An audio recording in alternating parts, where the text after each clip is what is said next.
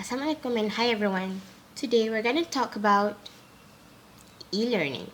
According to Simonson and Schlosser, virtual learning is defined as learning that can functionally and effectively occur in the absence of traditional classroom environments. Some are defining e-learning or virtual learning as having 30% to 80% of the content delivered online. And there are even some who define virtual learning as having at least 80% of the content delivered online. So whatever it is, for me, as long as it's not in your classroom and studying and learning the traditional way, you're doing e-learning.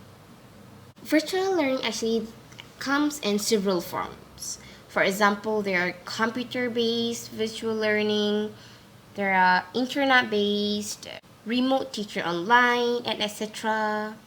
And these forms of virtual learnings sometimes are grouped together and become broader categories, and one of them is what we are practicing today: online learning.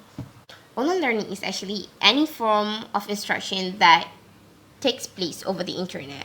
It includes internet-based instruction, remote teacher online instruction, and a few other forms of virtual learning. Did you know that virtual learning actually started as early as in the 1840s? In 1840, a teacher named Isaac Pitman taught his pupils shorthand by correspondence. So what did Pitman do? So the system was like this. He was sent a completed version of the assignments that was done by his students. And later, he will send new work or assignment to his students via the same system. In 1924, the first testing machine was invented. This device allows students to test themselves.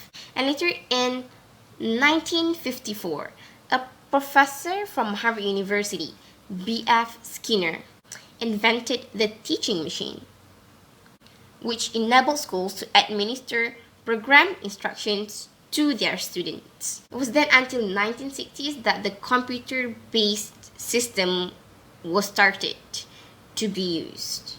This computer-based training, or we call it as Plato, programmed logic for automated teaching operations, which was originally invented for the students of Illinois. And this virtual learning started to evolve until what we are implementing today. So what are the advantages of e-learning actually?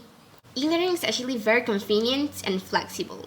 You can access what you're studying anytime, anywhere, and not only that, if what you're studying is actually being recorded or pre-recorded, you can actually rewind it if, let's say, you don't actually catch what your teacher is teaching you.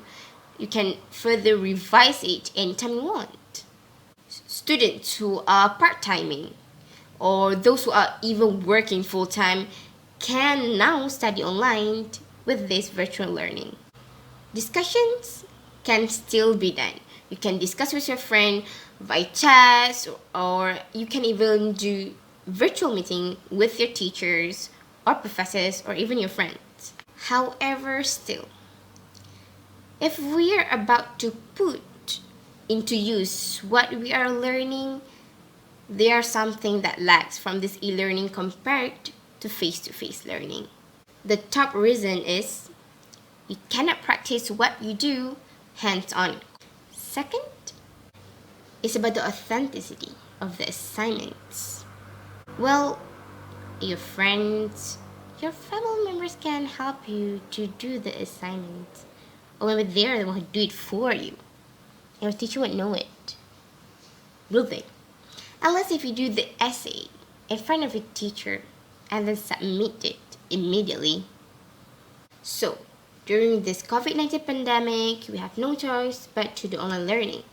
So here, I will give you some tips on how to ace your online learning. First, you must understand what is online learning and what are being expected from you through this online learning. It is obviously needed for you to be tech savvy because you need to do all this technical stuff and gadgets to continue with this online learning. Second, obviously you will need to have a reliable internet. Make sure you have a backup for any work or assignments that you do online.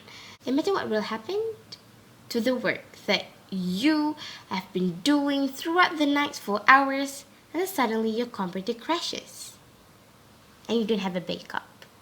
So make sure you have a backup for every work you do. You can use Google Documents, you can use Google Drive or Cloud or wherever backup system that you have.